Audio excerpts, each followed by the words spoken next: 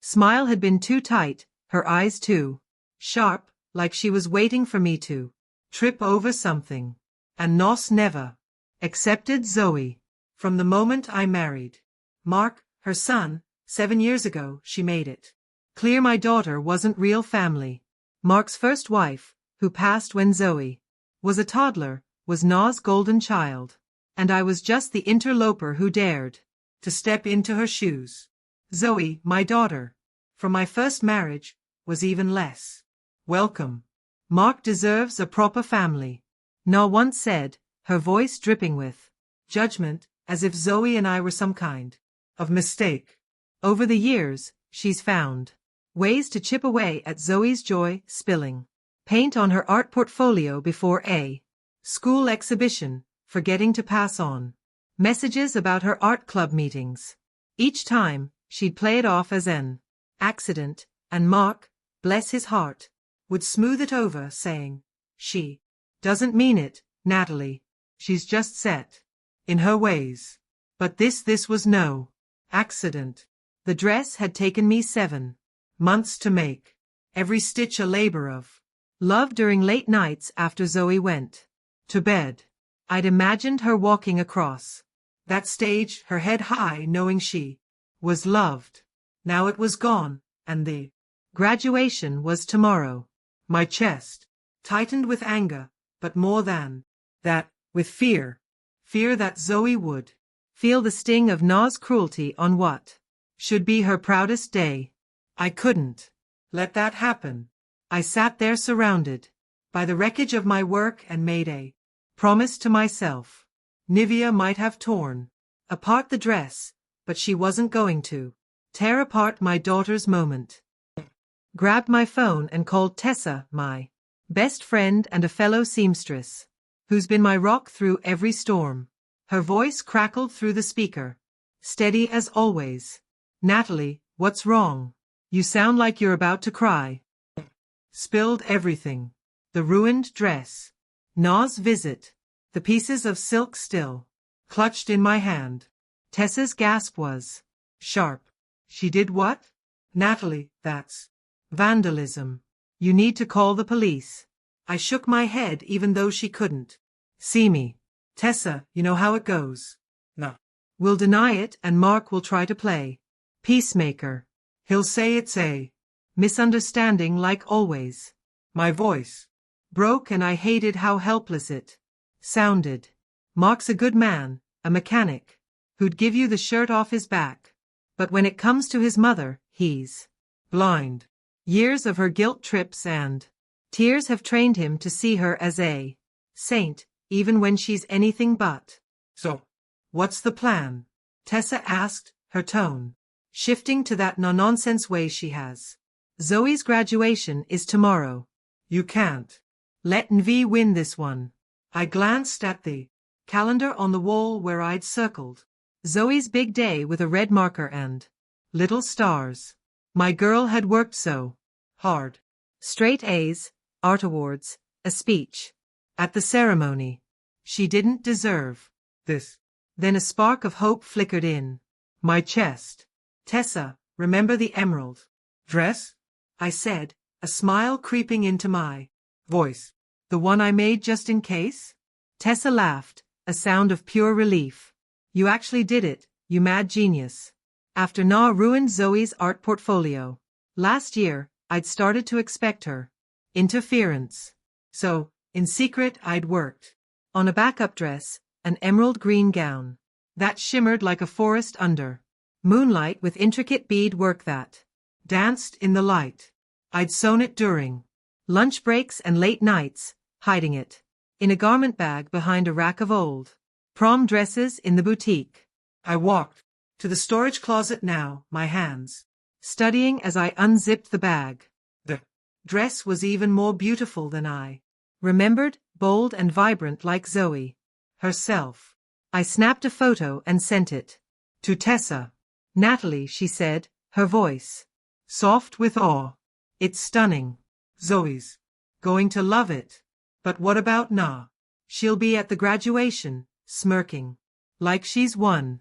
"Let her come," I said, my voice firm. She thinks she's broken us, but she's about to see how wrong she is. Just then, I heard the jingle of the front door. Mom, I'm back from rehearsal, Zoe called. My heart sank. She wasn't supposed to see this yet. Shoved the garment bag behind a curtain and stepped into the main shop, bracing myself. Zoe walked in, her face glowing from the excitement of her final practice. But it fell the moment she saw the back room, the shredded ivory fabric, the scattered pearls. It was like watching her heart break in slow motion. Mom, she whispered, her voice trembling. What happened to my dress?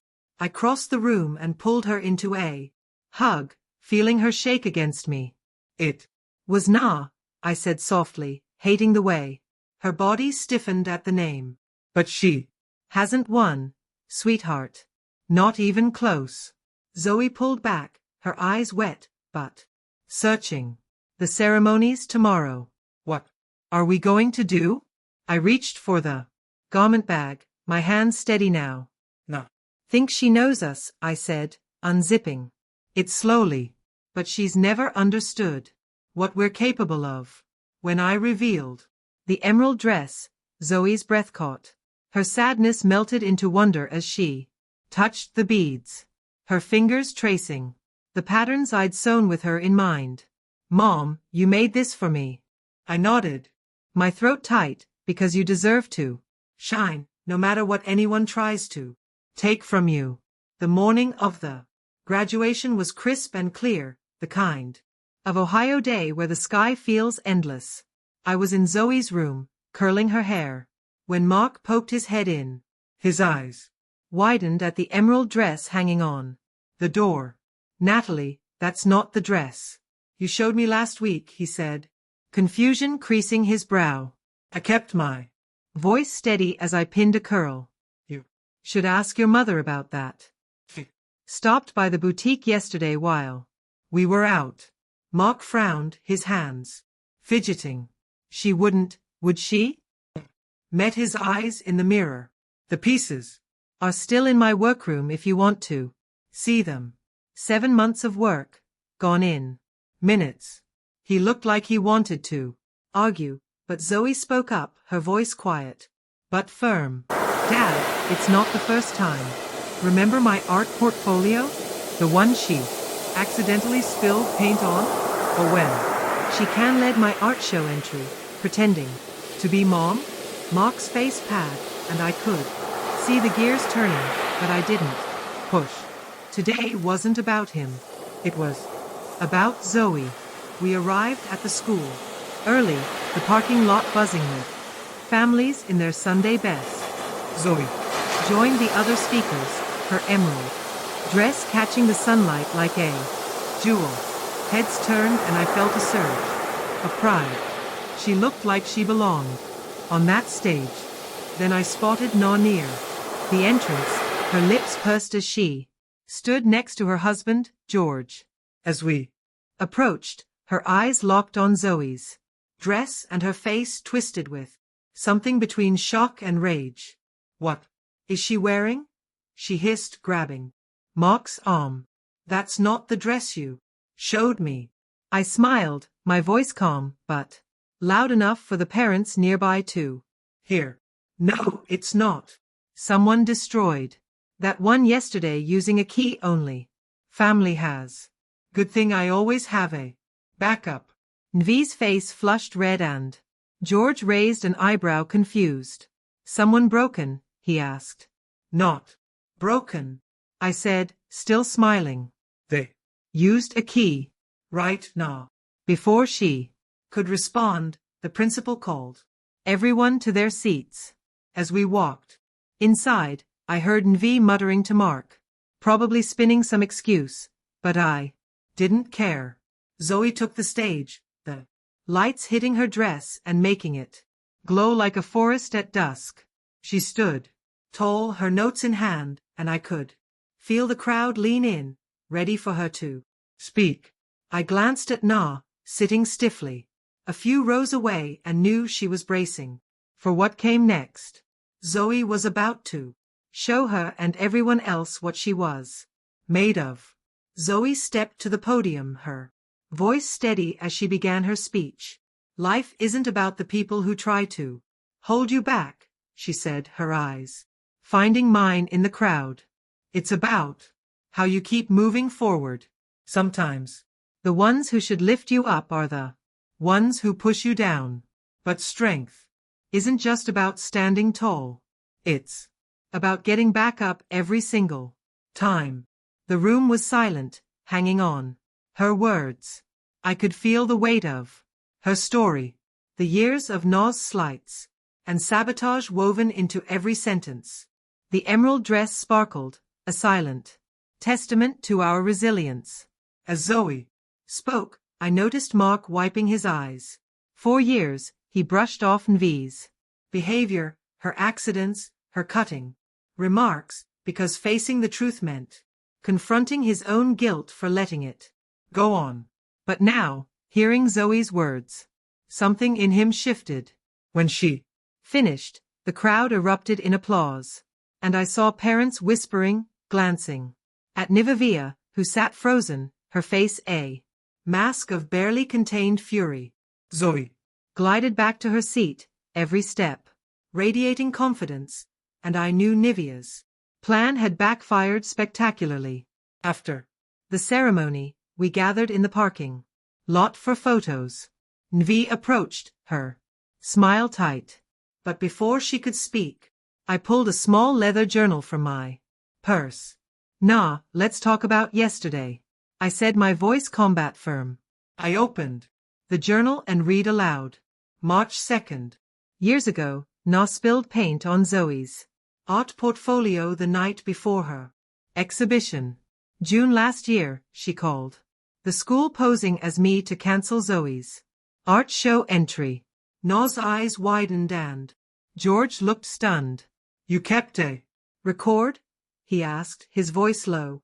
Every incident, I said, flipping through pages of dates, witnesses, even a photo of the ruined portfolio. I knew we'd need proof someday. Mark took the journal, his hands shaking as he read. Mom, he said, his voice breaking. How could you? Zoe's my daughter as much as anyone could be. Na's face twisted. She's not your real daughter, she snapped. But Mark cut her off, his voice louder than I'd ever heard. She's more my family than you are. Right now. He held out his hand. Give me your key to our house. You're not welcome until you fix this. George, reading over Mark's shoulder, looked at Na with new eyes. Did you really tell Zoe's art teacher she was unreliable to keep her out of the showcase? He asked, his voice heavy with disbelief. Ni stammered, but the truth was written all over her face. The rest of the day passed in a blur of celebration. Zoe walked across the stage to get her diploma, her emerald dress glowing under the lights, and the crowd cheered louder than I expected.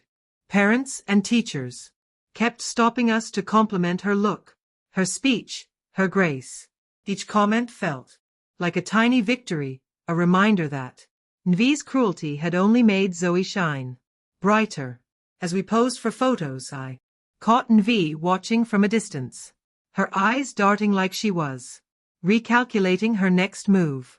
For the first time, I saw a flicker of fear in her expression, not of me but of what she couldn't control. Zoe's strength, our bond, the truth. That evening, we celebrated at Zoe's favorite diner. Little place with checkered floors and the best milkshakes in town. Zoe, still in her dress, laughed over a plate of fries, her face free of the weight Na had tried to pile on her for years. Mark reached for my hand across the table, his eyes soft. I'm sorry, Natalie, he said quietly. I should have seen what she was doing a long time ago. Zoe leaned over and hugged him. You see it now, Dad. That's enough. My heart swelled, watching them together. Real family, not perfect, but stronger for it. Later, our phones lit up with notifications. Nvi had posted on social media a long apology for her recent actions, announcing she was stepping back from her church and community roles to reflect. Zoe raised an eyebrow over her milkshake. Think she means it? Laugh. Not for a second, but she knows. We've got enough to unravel her perfect image if she tries anything again. The journal, the photos, the security footage from my boutique's camera was all safely stored. A quiet shield against her schemes. A few days later, George called. He'd found a box in their attic. Broken art supplies, torn sketches, even a ribbon from Zoe's first art show. Things Na had taken or destroyed over the years. She kept them. Like souvenirs, he said, his voice thick with disgust. He was meeting with a lawyer talking divorce. Justice didn't come with a megaphone, but it arrived. All the same, steady and undeniable. I tucked Zoe's dress away in her closet. Its emerald fabric catching the light. I thought about what it meant. It wasn't just a gown. It was proof we could take the worst someone threw at us and turn it into something beautiful.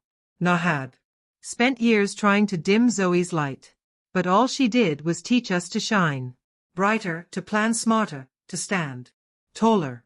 I'd spent those years teaching Zoe not just to survive, but to thrive, to meet cruelty with grace and hate with strength. To everyone who's followed this journey, thank you. You've walked with us through heartbreak, betrayal, and a hard-won victory. If this story hit you in the heart, hit that subscribe button and join us. Every stitch, every moment, every fight tells a story of love, resilience, and rising above. Keep weaving your own truth, and I'll meet you at the next chapter.